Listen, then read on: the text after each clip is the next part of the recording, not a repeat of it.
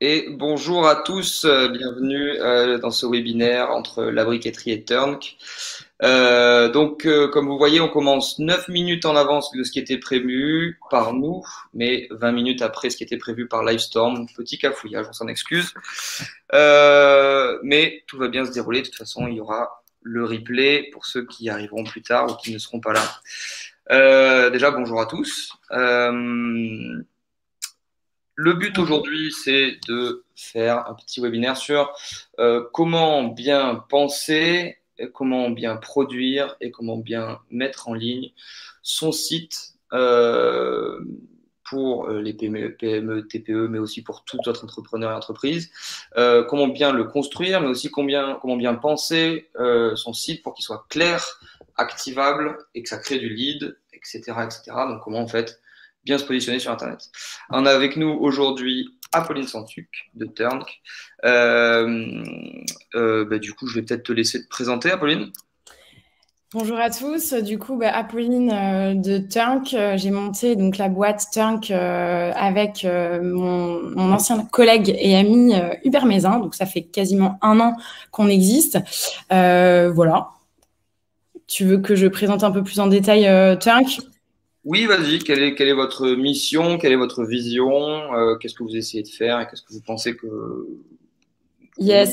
va En avec. fait, la vision, elle est très simple. Le but du jeu, c'est de mettre le product design au service de l'intégration d'outils SaaS. On s'est rendu compte par nos expériences en startup chacun que, en fait, ça sert à rien de réinventer la roue à chaque fois, qu'en fait, il existe toujours des SaaS qui font du coup le travail au lieu de toujours redévelopper. Donc, on s'est dit, alors attendez, là, j'ai l'impression que Rémi est parti. Il y a un petit bug. Je suis là. Pardon. Ah, ok, bon, parfait. Donc l'idée, ouais, avant, nous, ce qu'on avait vu, c'est que grosso modo, avant, on réinventait la roue, donc en codant. Là, l'idée, c'est de supprimer cette phase de développement et de faire que de l'intégration. Et donc pour ça, on met au service de l'intégration la démarche du product designer, à savoir la conception d'un parcours dans son ensemble, d'une navigation, avant de passer dans la phase d'intégration. Voilà. Et donc, on a choisi le no-code au lieu de faire du développement à proprement parler. Ok. Donc oui, no code, pour ceux qui ne connaissent pas, c'est des outils qui vont nous permettre de programmer visuellement ou de créer visuellement, donc sans savoir coder, sans avoir le savoir d'un programmateur, d'un développeur, pour pouvoir créer son site, créer ses outils, créer les automatisations et le transfert de données d'un outil à l'autre. On va c'est du no-code. On va avoir des outils pour créer des applications mobiles, pour créer des sites web, pour créer des bases de données, etc., etc. Donc donc j'ai invité Apolline aujourd'hui parce que c'est assez complémentaire avec ce qu'on fait à la briqueterie et chez Melon Melon. Je me présente rapidement pour ceux qui ne me connaissent pas. Rémi Arnaud, créateur de Melon Melon et de la briqueterie, donc cofondateur, évidemment, je suis jamais seul. Mon métier, moi, c'est d'être développeur depuis 10 ans et de m'intéresser, du coup, depuis quelques années, dans ma mission de transition numérique pour les PME, à toutes sortes d'outils qui peuvent faciliter la création et la prise en main par les PME pour leur transition numérique, donc c'est-à-dire le marketing, le positionnement sur Internet, leur application, etc., etc. Donc moi, ça fait plusieurs années que je m'intéresse un peu au no-code et aux solutions qu'on peut retrouver chez Turn, parce que on se rend compte que développer des applications, développer des CRM, développer des ERP, développer des sites, ça coûte cher, ça prend du temps. Bricoler des trucs dans son coin, c'est souvent très peu efficace. Et en fait, il y a toute une marge entre les deux où on va essayer de retrouver une bonne manière de penser son marketing, de penser son design, de penser ses outils, son système d'information. Et on le retrouve. Et en fait, le no-code remplit ce gap-là. Et donc, du coup, le but d'aujourd'hui, c'est un peu de voir un peu, avec les autres webinaires qu'on a fait avant, voir un peu les différentes solutions qu'on a pour les différents problèmes qu'on peut retrouver. Et aujourd'hui, on va parler de sites web et de stratégie marketing et de CRM. Donc, on parlait, tu parlais un peu de product design, d'intégration d'outils. Et moi, je parlais de transformation ou de transition numérique pour les PME. Est-ce que tu peux nous dire ce que c'est un peu le product design, l'intégration d'outils, rapidement? Yes, le product design, c'est donc du coup avant tout une démarche donc du coup de réception de toutes les données clients, de tout ce qui est prise de brief, donc de toute la vision, de tous les KPI, de tous les objectifs finalement de nos clients, pour du coup après donc structurer toute cette information et la mettre dans au service, en fait, si tu veux, de la conception d'un parcours dans son ensemble. Donc, ça peut être disposer des blocs, en fait, dans le cadre d'une page, ou alors créer des interactions entre chacune des pages. Voilà. Pour tout ce qui est de l'intégration, après, on reverra en détail la méthodologie. Du coup, c'est ça, Rémi? Tout à fait. Ouais. Et du coup, bon, tout ce qui a trait à l'intégration, c'est comment finalement connecter les outils au website de la manière la plus efficiente possible. Donc, on a différents types d'outils. On a des outils de marketing automation, on a des outils CRM, on a des outils de paiement, on a des outils de prise de rendez-vous. Voilà, il y a plein d'outils. Le but du jeu, c'est de concevoir la meilleure architecture finalement d'un système d'information possible, juste en imbriquant des outils les uns aux autres. Voilà. Et finalement, le point de départ de tout ça, c'est le site web. Super. Bon, très clair, très clair. Donc oui, en gros, tu viens d'un peu de résumer ce qu'on va faire aujourd'hui. On va parler du coup de système d'information. Donc c'est un mot un peu compliqué. Donc en gros, c'est comment est-ce qu'on va gérer sa donnée dans son entreprise, quels sont les outils qui vont au bon endroit et comment est-ce qu'on les connecte entre eux. Donc d'abord, on va voir un peu les problématiques qu'on retrouve nous entre Melon, la briqueterie et Turn, les problématiques des PME qu'on rencontre le plus souvent. Et ensuite, on verra la méthode de Turn pour répondre à la problématique qu'on trouve la principale, c'est-à-dire comment bien créer son site, pourquoi et comment bien le penser. Et ensuite, on fera un petit retour d'expérience sur un client et on parlera de ce que c'est la suite. Et à la fin, on répondra à vos questions. Donc, si vous avez des questions, c'est en haut à droite sur l'onglet questions, comme le dit Anna dans le chat. On pourra les prendre en direct, mais on les prendra surtout à la fin. Donc du coup, pour revenir un peu sur le sujet qu'on vient d'introduire, ce que tu disais, c'était penser son système d'information. En gros, c'est interconnecter des outils. Des outils de CRM, des outils de prise de contact. Et en amont, la première chose à faire, c'est de bien créer son site, parce que c'est là où on a nos leads qui rentrent. Tout ça, le but de bien créer son système d'information et d'automatiser ses process, etc., c'est de rendre la vie plus simple aux entreprises et d'automatiser, d'enlever toutes ces tâches chronophages. Donc ça, c'est un peu notre travail.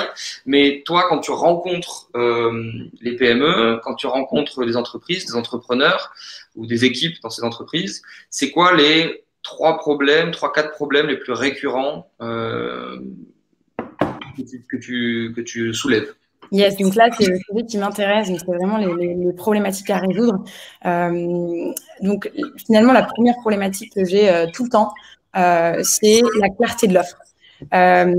Comment, en fait, moi, en tant qu'entrepreneur, en tant que vendeur d'un service, je vais proposer un service clair, un site internet performant, finalement une UX, un parcours qui est hyper clair et qui me permet de vendre et d'avoir un impact tout de suite auprès de mes clients. Ça, c'est vraiment donc le sujet number one, c'est le site web. Finalement, comment bien organiser toute l'information, tout ce que je veux montrer, mais de façon synthétique et de la façon la plus claire qui soit. Finalement, la problématique, je dirais que c'est la clarté de l'offre au travers d'un website ultra performant, ultra beau, qui cartonne en termes de parcours, d'UX, et surtout dont le message marketing transpire, quoi. Ça, c'est vraiment le premier problème que j'analyse et que j'ai à chaque fois. D'où, du coup, une prise de brief et un kick-off de démarrage de récupération des données marketing. Donc, on entrera en détail un peu plus tout à l'heure là-dessus et je vous donnerai mon framework pour vous permettre justement de créer finalement une home page ou une landing page qui cartonne, quoi. Donc ça, c'est la première problématique. La deuxième problématique, je dirais que c'est tout l'aspect automation depuis votre site internet. Quand je dis automation, ça peut paraître un peu un jargon de start-upper, c'est vrai, my bad, mais le but du jeu, c'est de pouvoir faire un joli site, ça c'est cool, mais que cette data qu'on récupère au travers du site, on puisse l'envoyer dans une base de données ou dans plusieurs tables qui puissent nous permettre de réutiliser ces données-là de façon efficace. Je pense notamment à de l'emailing, à un système de liste avec des campagnes marketing. Ça peut être aussi de la prospection d'un point de vue commercial, si vous avez une équipe marketing et une équipe commerciale. Voilà, donc le but du jeu, c'est de pouvoir toujours qualifier cette donnée, donc cette donnée client, de pouvoir donc la qualifier, savoir si le lead est chaud, pas chaud. Puis après, une fois qu'il est chaud, qu'il a été qualifié potentiellement par votre équipe marketing ou par vous-même derrière, là, vous allez entamer une démarche de prospection depuis l'outil CRM. Et du coup, le but du jeu, c'est d'avoir vraiment un CRM qui est bien connecté à son website de manière à ce que la donnée soit bien envoyée et bien trié. Et la troisième problématique, pour répondre vraiment de A à Z à ta question, Rémi, je dirais que c'est plutôt une fois qu'on a monté son site internet, qu'on a plugué directement un outil CRM ou un outil de marketing automation newsletter. Finalement, la partie un peu simple au démarrage d'un projet. La troisième partie, je dirais, c'est d'aller plus loin. C'est comment, en fait, penser son système d'information dans son ensemble une fois qu'on a déjà connecté son site web, sa solution de marketing automation ou son mini CRM ou son CRM, qu'est-ce qu'on fait derrière quand on a également de la facturation, quand on a un espace membre finalement à connecter. En fait, tout ça, c'est assez stratégique et il faut que tout soit bien pensé dès le départ. Donc, les trois problématiques, si je devais résumer, 1, la clarté de l'offre au travers d'un parcours, d'une UX, d'un site internet ultra performant. 2, l'automation, donc l'envoi de données de façon automatique du website vers d'autres solutions, marketing, CRM. Et 3, du coup, l'architecture dans son ensemble, une fois qu'on veut aller un peu plus loin, qu'on veut du coup connecter des solutions de type ERP, de type paiement, de type stock, de type espace membre. Voilà, là, ça se complexifie. Et du coup, si on a bien pensé les choses dès le départ, normalement, tout se fait bien. Ok, d'accord. Donc ouais, ce que tu dis en gros, c'est qu'il faut penser pas seulement un site pour se présenter et être présent, il faut vraiment penser un site pour avoir une offre claire, une offre lisible, qui permet de convertir, donc c'est-à-dire d'avoir des visiteurs qui sont transformés en personnes intéressées, qui viennent remplir un CRM. Et donc là, tu parlais de lead show, donc en gros des personnes qui sont très intéressées. De prospects brûlants. Prospects brûlants. D'avoir un peu dans notre base de CRM, donc dans nos bases de données, qu'on va pouvoir activer facilement en envoyant un mail, en envoyant du contenu, en envoyant un peu toute notre… et là, du coup, on déroule notre stratégie marketing. Mais le but, c'est d'avoir des numéros, des emails pour pouvoir soit appeler, soit dérouler derrière. Donc, soit on a beaucoup de process et du coup, on peut utiliser plein d'outils, automatiser plein de choses, faire du contenu, soit juste le site permet d'avoir des clients qui sont des visiteurs, donc qui sont déjà potentiellement intéressés, qui vont prendre un rendez-vous, qui vont laisser un numéro de téléphone ou un email, et donc du coup qu'on va pouvoir contacter parce qu'ils ont déjà, eux, fait la démarche de donner leur contact, donc on a plus de chances de les transformer.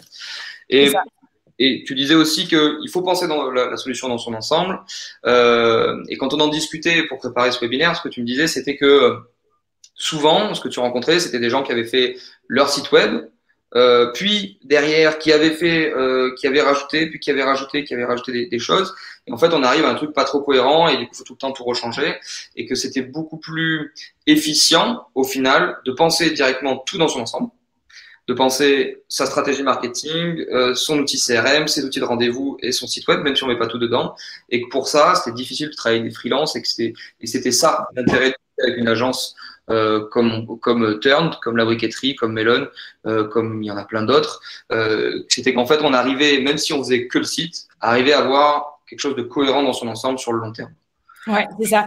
Et je voudrais vraiment mettre l'accent sur la cohérence dont tu parles, qui est finalement la stratégie du projet et du client de base. Et moi, la toute première question que je pose à mes clients, c'est quels sont vos KPI? En fait, quels sont les objectifs les indicateurs clés de performance que vous suivez et qui vont vous permettre de suivre votre business? Moi, en fait, ce que je vends, c'est un outil qui permet de convertir. Donc, qui permet de générer du cash pour la société. Donc, j'ai pas intérêt à faire un site internet qui, d'un point de vue marketing, fit pas du tout avec la vision de la société. Donc, ça, c'est hyper important dès le départ de cadrer. Et en fait, on se retrouve souvent avec des clients qui, dans le cadre d'une refonte, ont déjà vraiment bien des indicateurs clés de performance qui suivent. Tout ça, c'est hyper clair.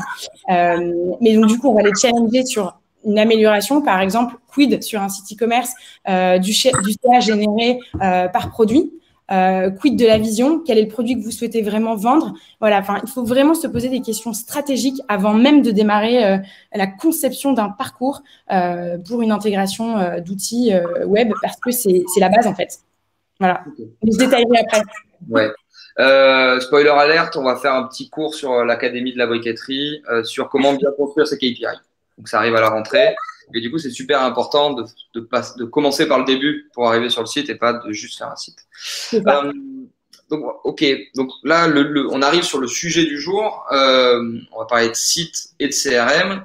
On a beaucoup utilisé le mot landing. Est-ce que déjà on peut définir, est-ce que tu peux nous définir ce que c'est une landing par rapport à un site? On utilise beaucoup de vocabulaire très start-up. Yes, alors il y a tout ce qu'on peut trouver. Hein. La landing, c'est une page d'atterrissage. Donc, c'est une page qui va vous permettre d'emblée de convertir. Donc, ça peut être une one page dans le cadre d'un site que vous n'avez pas encore fait et où vous voulez tester d'abord le message. Donc, vous allez créer juste une one page d'atterrissage de vos prospects. Le but du jeu de la landing page, c'est de pouvoir réceptionner de l'email tout de suite, de la donnée client tout de suite. Donc, elle peut être utilisée dans le cadre de campagnes SEA, de boost sur les réseaux sociaux, voilà, sur des mots-clés très particuliers. Elle peut être utilisée aussi dans le cadre de la création de son premier website, donc one page. Voilà, finalement, la landing page, c'est la page d'atterrissage. Donc, je dirais que la landing page d'un website, c'est votre home page. Voilà. Après, on utilise ce terme de façon assez générique pour désigner plusieurs types de produits. J'espère juste que c'est clair, du coup, au niveau de la définition. Pour moi, ça l'est. Si je dois résumer avec des mots très terrain, en gros, si je suis un constructeur de chaussures, par exemple, et que je vais sortir mes nouvelles baskets, je vais me faire avec de nouvelles baskets qui sont quand même super intéressantes, avec des points très particuliers à vendre, je vais faire une landing page qui va vendre ce modèle avec ses caractéristiques et qui va peut-être mettre une liste d'attente ou une prise de contact direct. Et donc, du coup, je vais avoir une proposition, une offre très précise avec un call to action, donc un bouton ou une action à faire qui va me permettre de récupérer la donnée client, des leads chauds, à transformer ensuite. Et du coup, ce site, cette landing, elle arrive dans notre deuxième partie de sujet. La donnée, en fait, elle arrive dans un CRM. C'est quoi un CRM? C'est quoi un CRM? Tu me challenges? Non, je rigole. C'est un outil de gestion de lead, de gestion de prospects.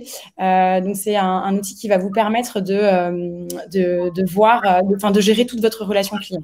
Donc, vous allez, une fois que votre landing page a converti, donc c'est-à-dire une fois que votre visiteur a mis son adresse email dans un input et a cliqué sur le bouton m'inscrire, il y a une automation derrière, une automatisation qui envoie la donnée dans votre outil CRM, donc en créant une fiche contact dans l'outil CRM qui va vous permettre après d'assurer un suivi commercial, donc de consigner des interactions que vous avez eues, donc téléphoniques, email, WhatsApp ou je ne sais quelles autres interactions, de pouvoir suivre aussi les étapes de la prospection. Donc, on a un lead qui est froid, qui devient finalement un prospect, qui devient après un client et après un client évangélisateur. Voilà, donc ça, c'est les différents stages qu'on peut assigner à un contact. Donc, c'est vraiment un outil qui vous permet de gérer la relation client.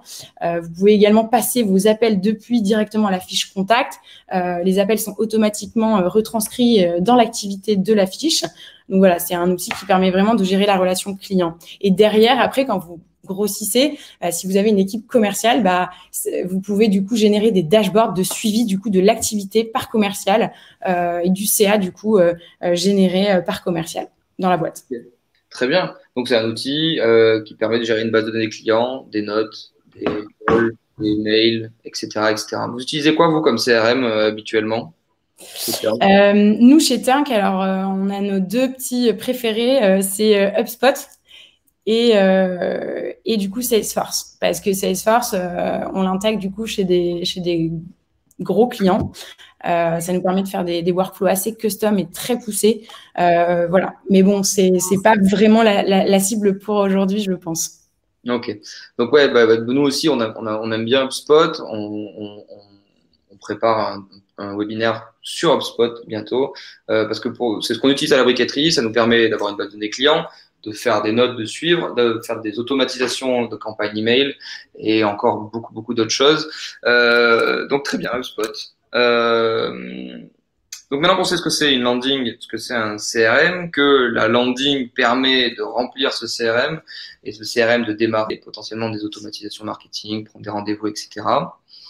On va pouvoir passer sur comment chez Turn vous arrivez chez un client, comment vous arrivez à comprendre ce qu'il veut faire, récupérer les données pour arriver à la fin à la mise en production d'un site web, d'un CRM et d'automatisation marketing.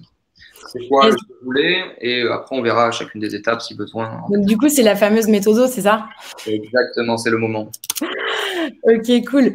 Donc, comme je le disais précédemment, le point de départ, c'est vraiment la compréhension du métier du client, la compréhension de ses enjeux, donc de sa vision, de ses KPI, de ses contraintes. Donc, on a différents types de contraintes. On a des contraintes budgétaires. On a donc, par exemple, si vous devez acheter des licences pour chacun de vos commerciaux dans le cadre de l'utilisation d'un outil CRM, même pour vous, si vous êtes tout seul à gérer votre outil CRM, c'est intéressant de savoir quel est le plan, la licence que vous souhaitez payer par mois, quelle est votre enveloppe budgétaire allouée à tout ça. Du coup, KPI, vision, contraintes budgétaires, contraintes techniques, contraintes fonctionnelles. Donc ça, j'entre un peu dans des mots-clés. Si vous voulez, on pourra détailler plus tard. Peut-être que toi, Rémi, tu voudrais qu'on passe du temps là-dessus. Bon, après, voilà, je ne veux pas trop perdre l'auditoire. On a du coup donc tout ce qui est vision. On a après les clés de la landing page. Je crois que du coup, il y a une question qui est dédiée à tout ça, Rémi. Donc, concernant la création d'une landing page, je me perds pas là-dedans. Donc, voilà. Donc, 1, compréhension du métier. 2, donc, diagnostic. On va lister finalement tous les points de friction du processus métier existant. Ça, c'est la démarche qu'on a pour nos clients. 3, on cartographie du coup le processus cible. Donc, ça, sous forme d'arborescence, de workflow. Et une fois qu'on a fait ça, on choisit les SaaS. Parce qu'en fait, il y a toujours plusieurs SaaS pour résoudre une problématique. Typiquement, HubSpot, Salesforce pour du CRM, typiquement Mailchimp pour du marketing automation, donc des campagnes d'emailing ou de l'active campaign, ou même du HubSpot. Enfin, vous pouvez faire pas mal de choses avec les mêmes outils. Une fois qu'on a choisi les SaaS, du coup, là, on part dans tout ce qui est maquettage et prototypage et on utilise un outil qui s'appelle Figma. Donc, je ne sais pas si vous êtes sensible, si vous l'utilisez, vous, à la briqueterie, Rémi, mais je pense que voilà, c'est un outil qui est assez génial parce que du coup, ça nous permet vraiment de mapper dans son ensemble toute l'expérience utilisateur de A à Z. Et voilà, donc on fait notre prototypage là-dessus. Je pourrais vous montrer, si vous voulez, à quoi ça ressemble via un partage d'écran. Et une fois qu'on a fait toute cette conception finalement dans Figma, on va la tester auprès de notre client. C'est-à-dire qu'en fait, là, à ce stade-là, on n'a fait que du prototypage. Donc, on l'a fait sur la base de toutes les informations clés, marketing, stratégique, donc KPI, vision, qu'on a récupéré auprès du client. Donc, on a fait cette conception de parcours. Et une fois qu'on a conçu ce parcours-là, donc il n'y a pas d'intégration, il n'y a pas de paramétrage de SaaS pour l'instant. Vraiment, c'est très important de le dire. On est vraiment dans Figma, dans un outil qui nous permet juste de drafter, de dessiner des blocs dans des écrans et d'interconnecter ces écrans les uns aux autres. Une fois qu'on a fait ça, ce travail de prototypage, on va le confronter finalement auprès de notre client et auprès de ses clients à lui. Donc, le but du jeu, c'est de vraiment tester le parcours dans son ensemble et de voir là où le bas blesse. Là où on a peut-être une expérience qui est un peu trop longue, qui va pas assez straight to the point, là où on a du verbatim qui matche pas, parce que les mots, vraiment, les mots sont des fenêtres, les mots, c'est hyper impactant. Donc, si vous choisissez pas bien vos mots dès le départ, vous allez perdre votre utilisateur. Donc, c'est là qu'on va vraiment faire des tests, on va comprendre, on va se mettre vraiment derrière notre utilisateur, on va regarder comment il interagit avec la maquette qu'on lui soumet. C'est une maquette qui est interactive, donc du coup, c'est du noir et blanc. Parfois, on met de la couleur pour vraiment que la personne se projette, mais du coup, quand elle clique sur un bouton, ça l'amène naturellement vers un autre écran. Donc, ça nous permet vraiment de tester le parcours avant même d'avoir fait l'intégration. Donc, on perd moins de temps, on perd pas d'argent, voilà, parce qu'en fait, on le fait nous-mêmes et il n'y a pas un développeur derrière qui le fait. Du coup, on teste ce parcours et une fois qu'on a réceptionné tous les retours, là, on va ajuster. Donc, on va faire une seconde ou une troisième itération de design en fonction des tests qu'on aura fait au préalable. Et on va retester. Et une fois qu'on est tous raccords, donc le client et du coup, ses clients testent ou ses prospects testent, là, on va partir dans la phase d'intégration. Et du coup, on va intégrer le parcours tel qu'il a été conçu dans Figma. Donc, quand je parle d'intégration, c'est vraiment configuration de l'outil SaaS, potentiellement Webflow si on fait du site vitrine ou Shopify si on fait du site e-commerce. Et voilà, donc une fois qu'on a fait cette partie d'intégration, on va pareil, tester. On est toujours dans du test and learn. C'est vraiment l'approche qu'on a chez Tink, et je pense que c'est l'approche qu'aujourd'hui toute startup a et doit avoir quoi qu'il arrive pour perdre le moins de temps possible et le moins d'argent. Et une fois qu'on a testé, qu'on est content de cette V0, on fait quelques petits ajustements mineurs. Parce qu'en fait, on s'est mis d'accord avant avec le client sur le parcours. Donc, ce sont que des ajustements finalement de couleur, de style peut-être, mais vraiment tout ce qui a trait au parcours, on ne va pas faire de modifications, ou alors on le fait, mais voilà, c'est facturé. Mais bon, ça, c'est la démarche après commerciale derrière. Et une fois qu'on a fait ça, pareil, test, release, puis formation. Formation du client, du coup, à l'utilisation des SaaS. Ok, donc tu formes à la sortie, donc tu viens récupérer la vision, en gros, tu viens créer une maquette, tester ta maquette, faire des allers-retours, tu produis avec des outils no-code, tu le mets en ligne, et une fois que tu mets en ligne, tu arrives sur une formation des différents outils pour que le client final puisse récupérer potentiellement ces différents outils, les configurer, les faire évoluer, parce que c'est à ça que sert le no-code aussi. C'est ça. Exactement. En fait, le but du jeu, c'est que moi, j'ai trop souvent entendu parler, j'ai des copines qui vendent des trucs sur Internet, typiquement des bijoux. Et la dernière fois, j'ai une de mes amies qui m'a dit, je comprends pas, en fait, je vends depuis mon WordPress et mon développeur, pour n'importe quel type de changement, que ce soit du wording ou même une photo, me demande de lui payer 40 €, 50 €, 90 € parfois. Enfin, en fait, il pourrait très bien lui montrer. WordPress, c'est censé être un outil no-code. Je ne comprends pas qu'aujourd'hui, en fait, on ait encore des intégrateurs qui facturent ce genre de choses, là où, en fait, une simple petite formation du client le rendrait totalement autonome sur son outil. Donc ça, c'est vraiment ce qu'on veut éviter chez Tink. C'est ce qu'on vend, ce qu'on permet, c'est vraiment l'autonomie. C'est-à-dire qu'en fait, si à la sortie, mon client, il n'est pas censé être autonome sur son Shopify, il n'est pas censé être autonome sur son Bubble, il n'est pas censé être autonome sur la création de landing page sur un template que j'ai déjà designé sur Webflow, c'est qu'il y a un problème. Donc, voilà. Ça veut dire que potentiellement, on n'a pas bien défini les choses, ou alors que on a mal formé. Et dans ce cas-là, il faut réajuster.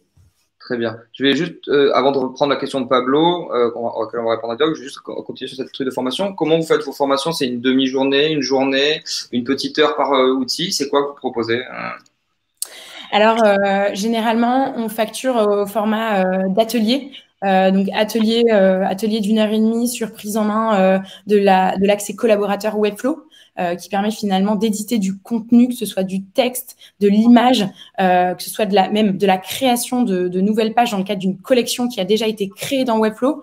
On pourra faire un autre webinaire sur les créations de Webflow parce que c'est hyper riche d'un point de vue SEO. Et d'ailleurs, ça kill le game de WordPress. Désolé WordPress. Mais voilà, et du coup voilà, on fait ça sous forme d'atelier.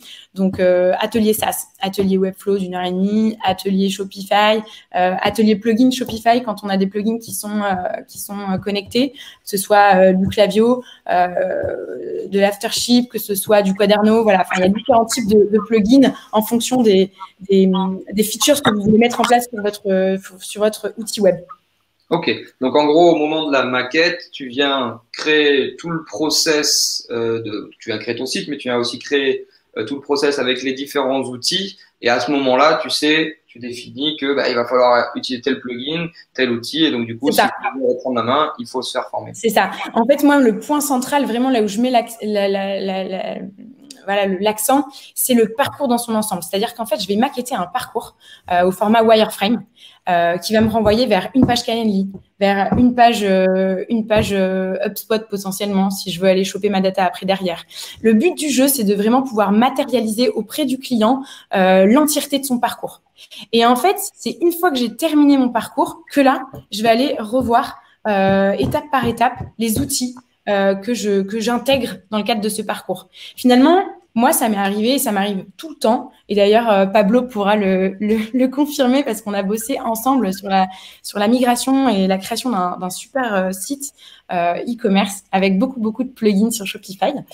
Et voilà, le but du jeu, en fait, le point, c'est qu'en fait, il y aura toujours des ajustements au niveau du choix des outils. C'est-à-dire que mon client, il va arriver avec une idée d'outil. Moi, je vais challenger cette idée et finalement, on va changer d'outil parce qu'en fait, dans le cadre de la conception, on aura vu que, en fait, finalement, on arrive à telle étape et cette étape, elle est mieux gérée par un plugin Shopify que par celui qu'on avait déjà désigné. C'est comme quand on est dans une dissertation finalement de français ou de littérature. Le brouillon, la dissertation finale ressemble rarement à 100% au brouillon qu'on a créé. Très bien. Du coup, on parlait de maquette, on parlait de test. Pablo posait la question suivante. Comment vous faites vos tests sur les maquettes? Est-ce que vous faites des tests utilisateurs ou d'autres types de tests? Comment vous procédez? Alors, attends, je relis la question de Pablo. Attends, question. Apolline, attends. Comment vous faites vos tests sur les maquettes, tests utilisateurs, autres? Super question, Pablo. T'as raison. Comment on fait nos tests? Alors, on les fait sur les maquettes. On essaye de les faire. Donc, on les fait de toute façon sur Figma.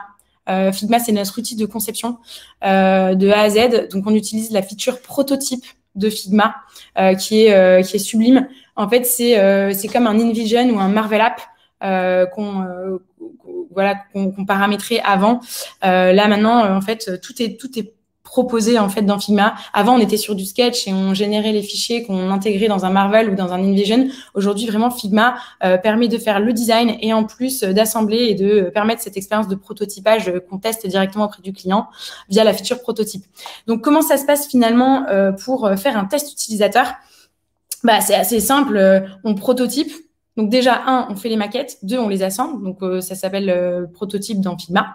Et une fois qu'on a fait le prototype, en fait, on appelle un client et on planifie un rendez-vous avec lui. Le mieux, c'est de faire un rendez-vous physique. Et en fait, on le met on lui propose notre écran avec du coup le prototype activé sur Figma. Donc, il a l'impression finalement d'être sur un site internet. On a essayé de mettre un peu de couleur pour rendre le prototype vraiment dans lequel on puisse se projeter. On utilise généralement pour nos prototypes un UI kit de Figma qui est top. Il est en noir et blanc, donc il suffit juste de mettre un peu de couleur et en fait, on se projette vraiment bien.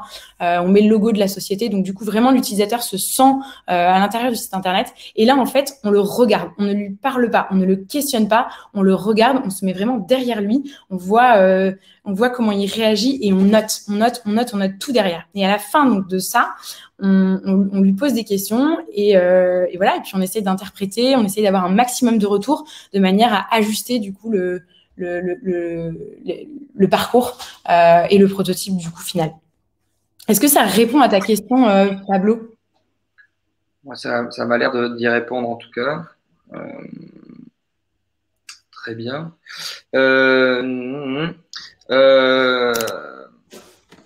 Du coup, merci pour la méthodo. Est-ce que on reviendra après sur la question de Webflow vs WordPress, mais qu'est-ce que c'est comment est-ce que tu construis pour toi une bonne landing? Là, on parlait de faire des maquettes, etc. Mais pour toi, là, si tu dois définir ce que c'est une bonne landing efficace et rapide à faire, c'est quoi la bonne pratique? Yes, donc en fait, il y a 5 piliers pour une belle landing page et une landing qui convertit. 1, le problème résolu, clairement énoncé. Si vous allez sur le site de Doctolib, par exemple, vous allez voir techniquement le problème résolu directement sur la landing page. Donc, c'est réserver une consultation physique ou vidéo chez un professionnel de santé. Voilà, ça, c'est la phrase d'accroche. Si vous allez sur Alan, c'est l'assurance simple. Si vous allez sur Luco, c'est, je vais vous le dire, l'assurance habitation que vous attendiez. Voilà, là, je vous ai donné 3 exemples où vraiment le problème résolu client, le problème que vous résolvez pour votre client, il est clair, net, efficace dès la première découverte. Donc ça, c'est la première étape. C'est une étape qui est cruciale. Du coup, c'est souvent l'étape qu'on va réajuster tout au long du process de conception du parcours. Le deuxième point, c'est la connaissance du marché via les facteurs clés de succès du marché. C'est-à-dire qu'aujourd'hui, à minima, si vous voulez rentrer sur un marché, il y a des composantes, des features si vous êtes sur un SaaS, ou même des services si vous êtes sur du service, que vous êtes obligé de satisfaire pour votre client. Typiquement, je vais vous donner l'exemple des sites de comparateurs de prix de vol, Liligo, Skyscanner, Kayak. Voilà, les facteurs clés de succès de ces boîtes-là, techniquement, c'est d'être plugué à toutes les API de toutes les compagnies aériennes. Ça, c'est un facteur clé de succès. Si demain, Skyscanner, malgré sa super ergonomie, son super site, son super machin, son super truc, est pas plugué à l'API de Air France, en fait, plus personne va utiliser ce service. Enfin, beaucoup de gens vont du moins quitter le produit. Donc, l'idée, c'est vraiment de connaître son marché pour savoir à minima quelles sont les fonctionnalités, les services que je dois impérativement maîtriser si je veux rentrer sur ce marché. Voilà. Là, c'est le deuxième point. Le troisième point, c'est ce sont les axes de différenciation.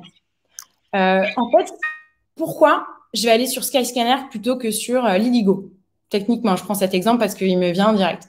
En fait, Skyscanner, ils ont une super app, une ergonomie incroyable, une fluidité au chargement. Ils ont même une petite expérience qui me permet de découvrir des voyages via un système de comparaison de prix et de mon budget hyper indexé sur moi. Donc, du coup, ouais, en fait, pourquoi Skyscanner? Parce qu'en fait, l'ergonomie est incroyable et je préfère ce service-là plutôt qu'un autre.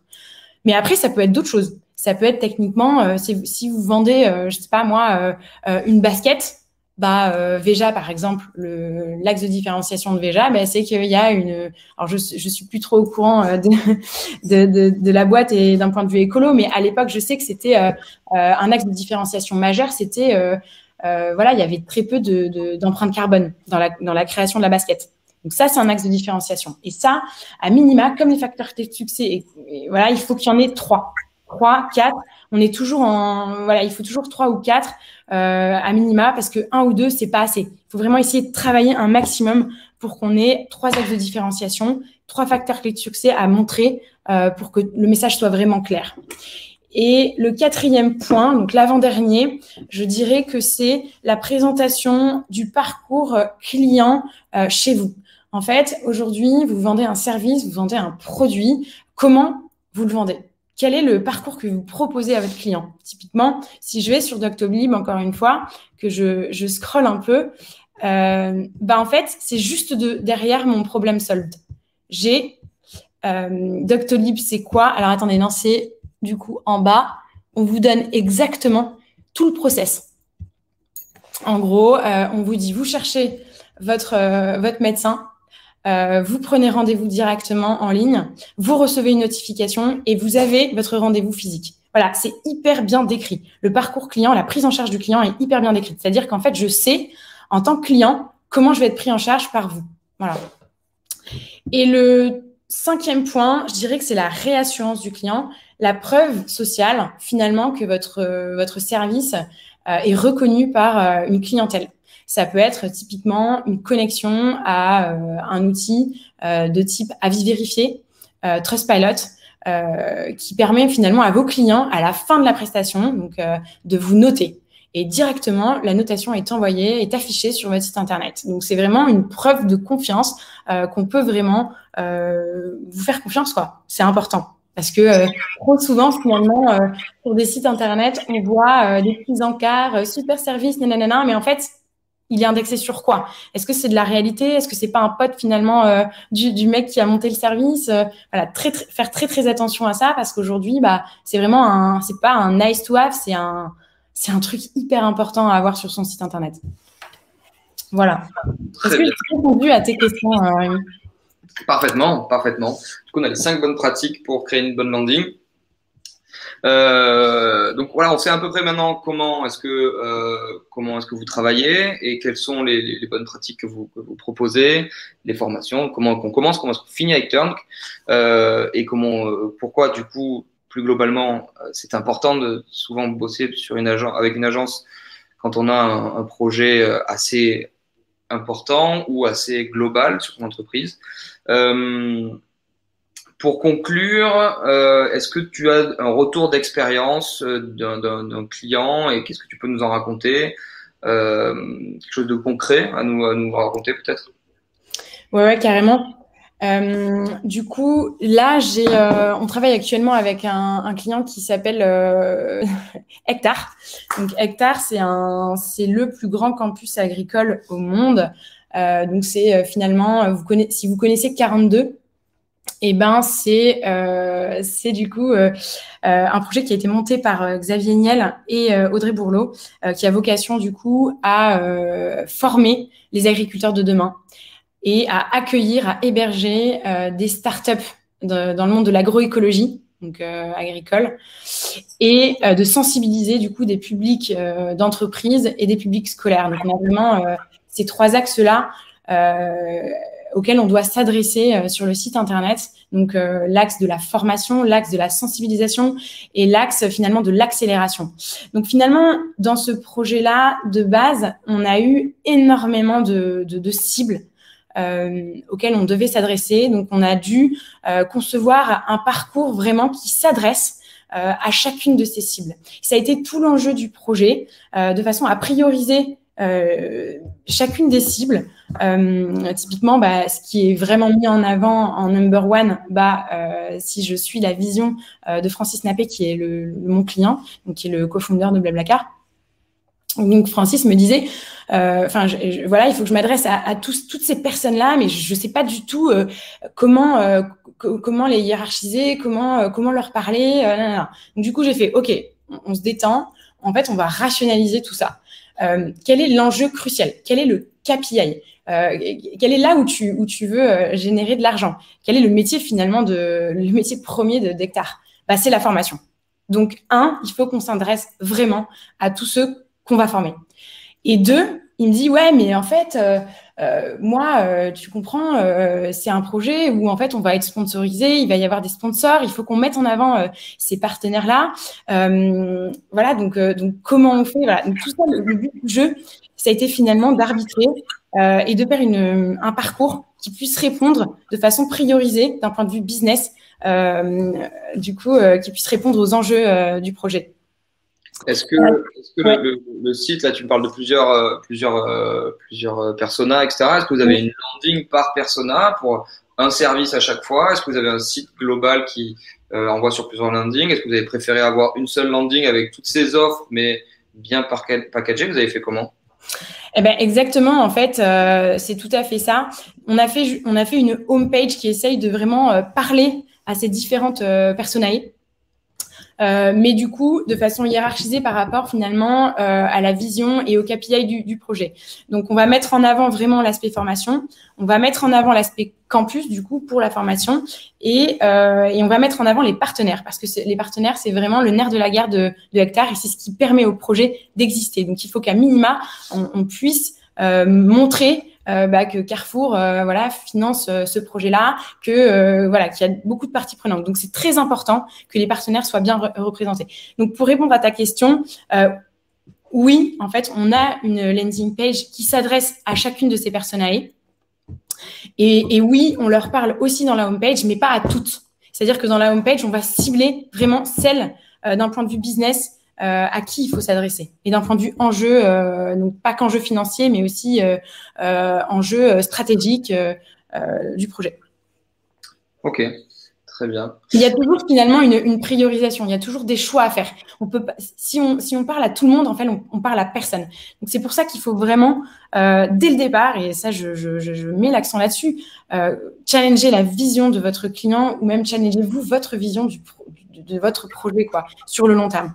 Pour que d'un point de vue marketing, vous ayez priorisé toutes les personnae à qui vous vous adressez dès la homepage et du coup prioriser les messages que vous souhaitez faire passer. Très bien.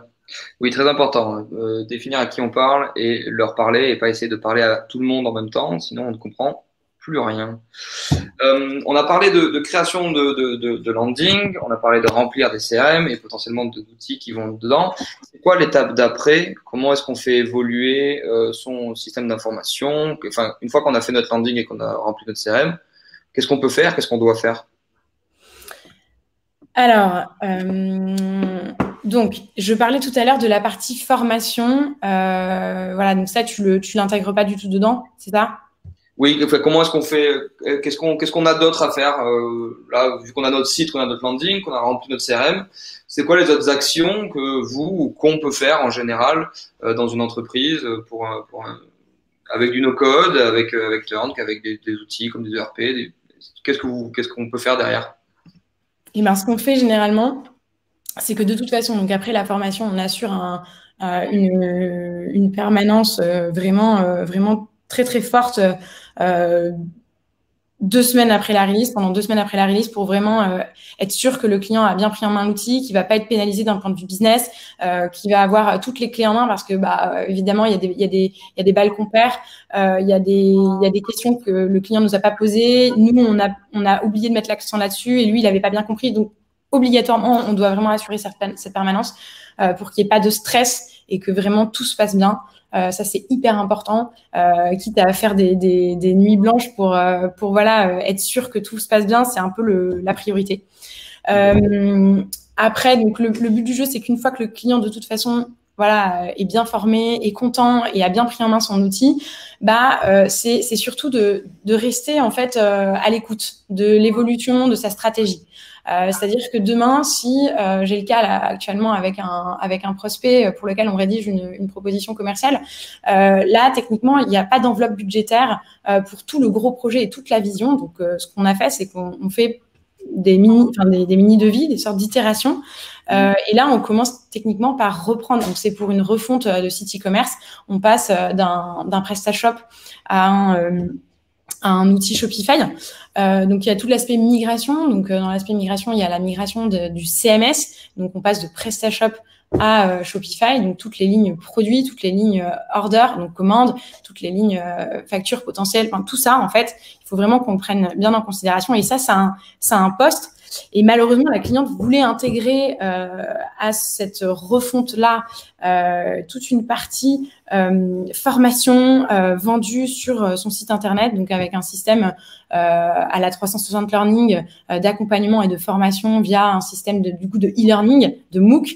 Bon, ça, c'est du paramétrage en plus, c'est de la conception en plus de parcours et ça ne rentre pas dans son budget. Donc, du coup, nous, le but du jeu, c'est de pouvoir voilà, la guider, l'aider finalement à, dès le départ, bien savoir qu'elle va intégrer plus tard cette partie-là. Donc nous, vu qu'on a l'idée, qu'on l'a changé sur la vision, on a les informations et on sait que peu ou prou, elle va revenir vers nous dans 2 mois ou 3 mois après qu'on ait release et qu'on ait fait la migration du CMS. Donc l'idée, c'est vraiment en fait de toujours penser dans son ensemble, dans sa globalité, d'où le fait de challenger dès le départ le client sur sa vision, quitte à démarrer petit pour grossir et grandir de façon très pérenne par la suite.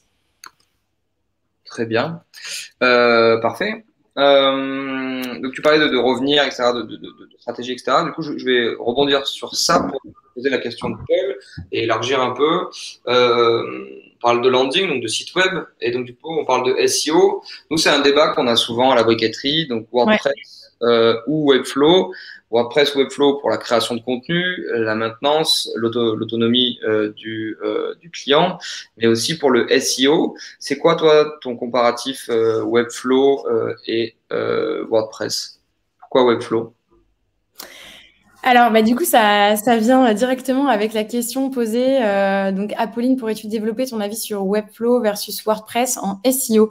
Alors, merci pour cette question parce que du coup, on est en train de rédiger un livre blanc avec un de nos membres de l'équipe commerciale du coup et produit. On rédige un livre blanc là-dessus. Je dirais que le principal problème aujourd'hui de WordPress concernant tout l'aspect SEO. Donc, je veux pas dénigrer WordPress. Je veux juste mettre une alerte sur certaines choses de WordPress, notamment les plugins SEO qui sont pas toujours mis à jour. Voilà. Et ça, en fait, et surtout, vous n'avez pas la main sur le code de ces plugins-là quand vous êtes des noobs que vous savez pas coder. Donc, c'est ça, en fait, mon point. C'est-à-dire que Webflow va vous permettre d'avoir accès à ça, à ce code via le système de collection. Mais vraiment, ça fait partie d'un point. Je ne veux pas bâcler ce sujet-là parce que c'est un sujet qui est fondamental et qui est crucial à mes yeux. Le système de collection, du coup, au service du SEO de Webflow. Et ça, vous avez la main vraiment dessus dans Webflow, là où dans WordPress, vous êtes dépendant de plugins et donc dépendant potentiellement d'un développeur. Et aujourd'hui, nous, c'est ce qu'on veut éviter, la dépendance vis-à-vis d'un dev. Avant, vous étiez vraiment dans une architecture de projet de cette sorte-là. Vous aviez le product designer qui conçoit, qui réfléchit, qui fait les maquettes, et le développeur qui intègre, qui code ses maquettes. Voilà. Aujourd'hui, nous, chez Tunk, on est vraiment une seule et même personne. C'est-à-dire que le product designer va coder en même temps en utilisant un système de drag and drop, notamment dans Webflow et de paramétrage. Donc, en fait, il n'a pas l'impression qu'il code, mais il code. C'est-à-dire qu'en fait, il va développer en même temps qu'il design dans Webflow. Et du coup, derrière, on a tout cet aspect de collection qui permet justement de créer ce maillage au sein du site qui permet du coup d'indexer correctement votre site sur les moteurs de recherche, donc de permettre un SEO optimal. Ok. Est-ce que c'est clair? Je sais que c'est un sujet qui est assez technique et en fait, pour vraiment expliquer ce sujet-là, il faudrait vraiment qu'on rentre dans le vif du sujet des collections Webflow et je pense que là, ça serait intéressant qu'on fasse un autre webinaire. Eh ben, écoute, peut-être que Paul voudra bien faire un webinaire sur le SEO, mais est-ce qu'il en aurait pas déjà fait un, Anna? Il me semble bien. On a déjà fait un webinaire avec Paul sur le SEO et s'il n'est pas déjà en ligne, il va l'être très rapidement sur la chaîne YouTube. Il est déjà en ligne, évidemment, on est très efficace. Et donc, du coup, j'ai quand même une confirmation de Pablo qui est quand même, on va le dire hein, au sein du webinaire. Pablo, tu es un expert SEO. Donc, toi, c'est ton métier, tu fais que ça. Et du coup, d'un point de vue technique, j'ai la confirmation de Pablo que niveau SEO, notamment au niveau des perfs, on est vraiment bon côté Webflow. Ok, expert relatif, mais Paul aussi, on a Hugo ici aussi. C'est un débat constant, j'ai l'impression. Mais c'est un no-brainer, mes amis. On fera une table ronde entre experts pour ce truc, mais oui, le SEO est quand même très important et dans les deux, on trouve des bonnes solutions. Et Webflow est un outil qu'on a utilisé nous à la briqueterie et chez Melon. Paul, attends, Paul, il est chaud devant cette table ronde. Combat d'experts. Très bien. Très bien, merci pour toute cette présentation. Est-ce que vous avez d'autres questions en attendant s'il y a d'autres questions dans l'onglet questions? Tu avais peut-être quelque chose à proposer, Apolline, à nos auditeurs? Ouais, bah carrément. Quid de vos landings? Est-ce que vous voulez qu'on les challenge? Est-ce que vous seriez d'accord qu'on vous offre finalement une petite session via un call de confrontation du coup de votre landing? Voilà, je peux vous permettre ça si ça vous chauffe. Très bien. On te retrouve où? On te retrouve sur LinkedIn. On t'ajoute, on t'envoie un petit message pour te demander. Ouais, n'hésitez pas à m'envoyer un mail ou même sur LinkedIn, carrément avec plaisir. Très bien. Eh ben, 30 minutes d'audit gratuit offert par Apolline sur LinkedIn. Et si elle vous dit non, venez me voir. Pas d'autres questions qui nous arrivent en direct. Écoute, Apolline, je pense qu'on peut clôturer ici. Merci beaucoup de nous avoir donné toutes ces infos. Je pense qu'on a pas mal d'infos pour bien savoir créer son site, bien savoir penser de façon globale son système d'information. On a pas mal de lexique aussi et pas mal d'outils. On va certainement lister. Ce qu'on peut faire, c'est envoyer un petit doc à la fin avec potentiellement des screenshots d'un prototype Figma. Je pense que c'est ça qui pourrait être intéressant. Je ne sais pas ce que vous en pensez. Très bien. Ouais, moi, ça m'intéresse fortement de réutiliser du coup ce webinaire pour en faire soit un contenu écrit, soit un petit mail, soit quelque chose quelque part qu'on pourra retrouver. Eh ben, je pense que vu qu'on a pas mal de participants qui sont inscrits, on pourra leur envoyer tout ça par mail. On vous tient donc au courant très rapidement de la mise en ligne de cette vidéo, de ce petit contenu qui vient reparcourir le lexique et les différents outils, mais aussi la méthode de Turnk pour bien penser et construire votre site web. Merci Apolline. Merci à vous tous pour vos questions et votre écoute. À très bientôt. Merci tout le monde d'avoir été là. Ah, attends, il y a Raymond qui est en train de taper. Ah, belle journée, merci. Ben non, mais belle journée. Merci belle journée à toi aussi, Raymond. À bientôt. Merci Rémi. Gros bisous à tous. Ciao.